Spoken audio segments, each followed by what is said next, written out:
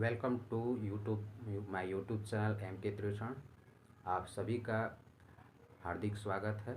और बुद्ध का धम्म पथ के 6वें कड़ी के साथ मैं मुकेश कुमार। तो टॉपिक है उपासकों की धम्म दीक्षा। बुद्ध ने उपासकों को धम्म दीक्षा देने एवं प्रचार करने के दो उद्देश्य रखे थे। प्रथम भिक्षुओं की दीक्षा एवं दूसरा उपासकों या गृहस्थों की दीक्षा। दोनों में मूल अंतर यह था कि उपासक गृहस्थ बना रहता है और जबकि एक भिक्षु को गृह त्यागी बनना पड़ता है। एक भिक्षु के लिए अष्टशील व्रत है, जबकि गृहस्थ धन कमाकर परिवार एवं संसार का भरण पोषण करता है।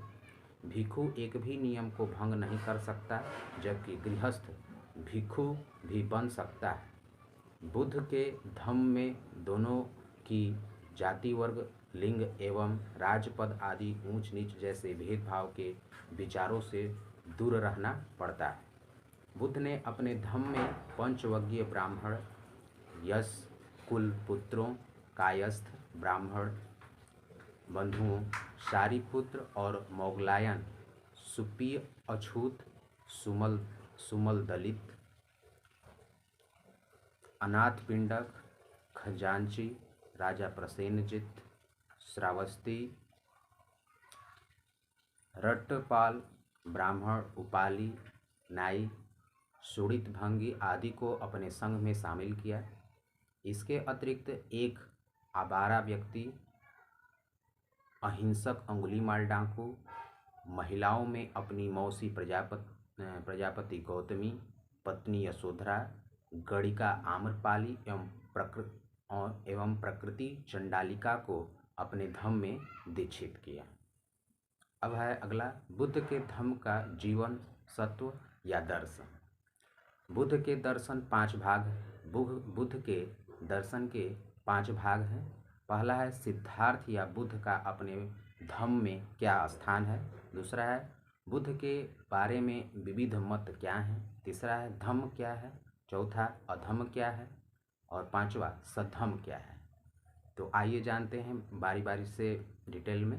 तो पहला है प्रथम भाग का सार 3 बातों से है। इसमें है बुद्ध ने अपने लिए अपने धम्म में कुछ नहीं रखा। ब है बुद्ध ने कभी भी किसी को मुक्ति दिलाने का आश्वासन नहीं दिया। स है बुद्ध ने कभी भी अपने को ईश्वरीय होने का दावा नहीं किया है। इनकी शिक्षाओं का आधार है अत्त दीपो भव, या आप अपने मालिक स्वयं हैं, या आप अपना दीपक स्वयं बने, दूसरा कोई नहीं। और इसमें दूसरा है दूसरे भाग में बुद्ध के बारे में विविध मत क्या है।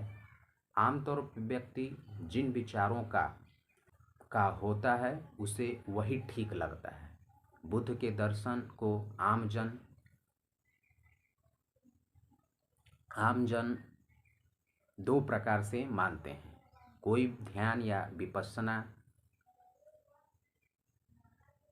को तो कोई शुष्क दर्शन को श्रेष्ठ मानता है। उन्होंने पंचशील एवं मैत्री की शिक्षा दी, जो संसार के प्राणियों के लिए उपयोगी मानी जाती है।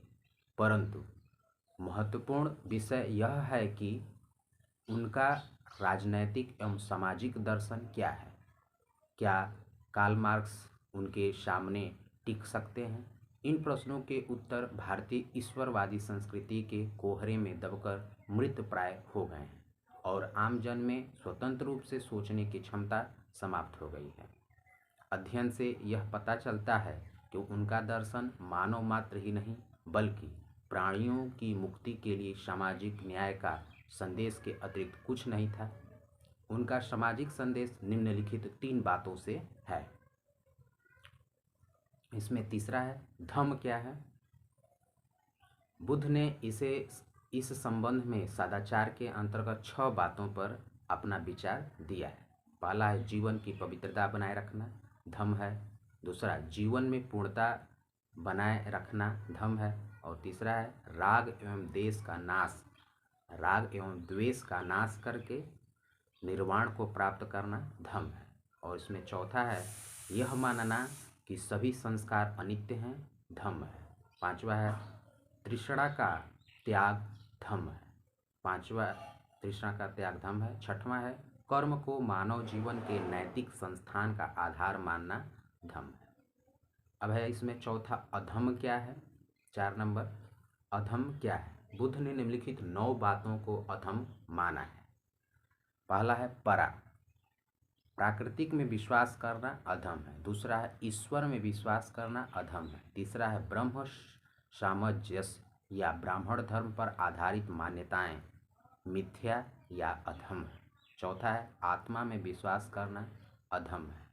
पांचवा है यज्ञ बलि कर्म होम आहुति एवं स्तुति कर्म कांडों में विश्वास अधर्म है। छठवां है कल्पना पर आधारित विश्वास अधम है। सातवां धार्मिक ग्रंथों का वाचन मात्र करना अधम है। आठवां है धार्मिक पुस्तकों को गलती के परे मानना अधम है। नौवां है किसी व्यक्ति को अंधभक्ति भावना से आदर्श मानना अधम है। अब 5वां नंबर है सद्धम क्या है। बुद्ध ने सद्धम को 4 भागों में इस प्रकार बांटा है। पहला है सद्धम के कार्य, दूसरा है प्रज्ञा या विद्या की बढ़ोतरी करना, तीसरा है मैत्री भाव में बढ़ोतरी करना और चौथा है तमाम सामाजिक भेदभावों को मिटा देना। अब इसमें से हम पहला देखेंगे सद्धम के कार्य क्या है। यह भाग 2 शिक्षाओं पर आधारित है। और मन के मैल को दूर कर मन को निर्मल बनाना, वह है संसार को धर्मराज या सदाचारी बनाना। अब इसमें दूसरा नंबर है प्रज्ञा या विद्या की बढ़ोतरी करना। इस भाग में 3 सील हैं। इसमें अ है सभी के लिए ज्ञान का द्वार खोलना, ब है केवल विद्वान होना ही नहीं बल्कि बोधिसत्व या संघर्षशील होना आवश्यक है। श है शिक्षा यह बताए कि जीवन में प्रज्ञा एवं सदाचार परम आवश्यक है।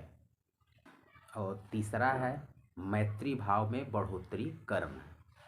इस भाग में 3 सील हैं। और प्रज्ञा के साथ साथ सदाचार भी आवश्यक है। ब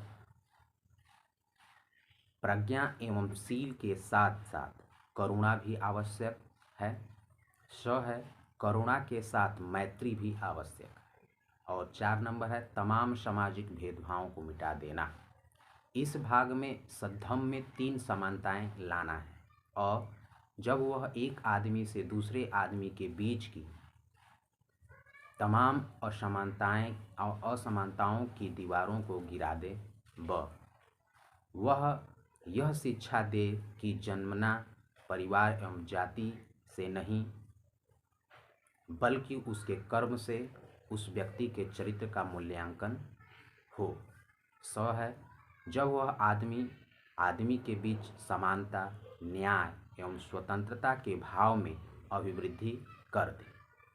और इस टॉपिक में बस इतना ही। आगे हम सद्धम के मार्ग के 7वें कड़ी के साथ बहुत जल्द ही लौटेंगे। तब तक के लिए धन्यवाद।